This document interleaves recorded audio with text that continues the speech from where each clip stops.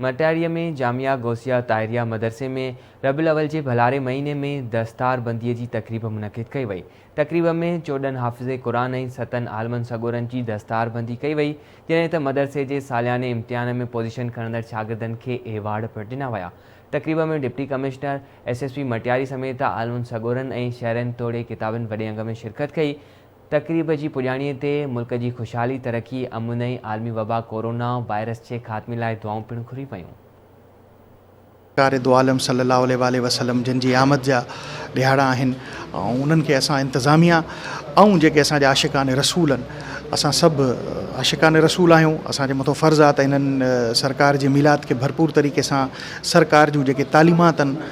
उन्हनि खे मद्देनज़र रखी इन्हनि ॾींहंनि खे असां मल्हायूं। इन ई सिलसिले में अॼु मटियारी जो जेको मरकज़ी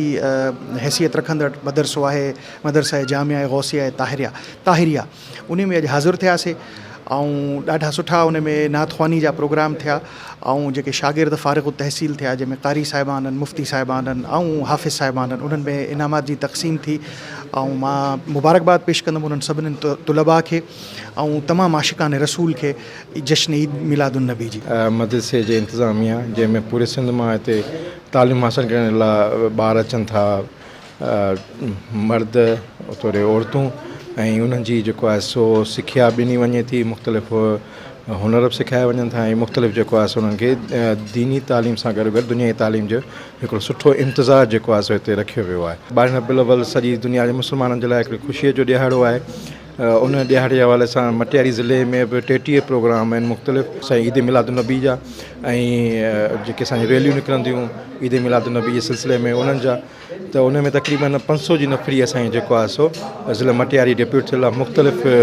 थाणनि जी हद ते, सब डिवीज़न जी हद ते, ताकी असां जेके बि ईद मिलादुन नबी जो ख़ुशियूं आहिनि उन्हनि जी असां सिक्योरिटी खे फुल प्रूफ ठाहे करे बाबरकत ॾींहुं आहे उनखे असां ख़ुशि सवली सां जेको आहे सो सरंजाम प्रोग्राम असां जेको कयो हो, असांजे मदरसे जी दस्तारबंदी बि हुई ऐं उन सां गॾोगॾु उन में जेके इम्तिहाननि में जिन पोज़ीशनूं खयूं हुयूं उन्हनि में इनाम विरहाया विया। रबीउल अव्वल शरीफ़ जो महीनो आहे, जशन जो महीनो आहे,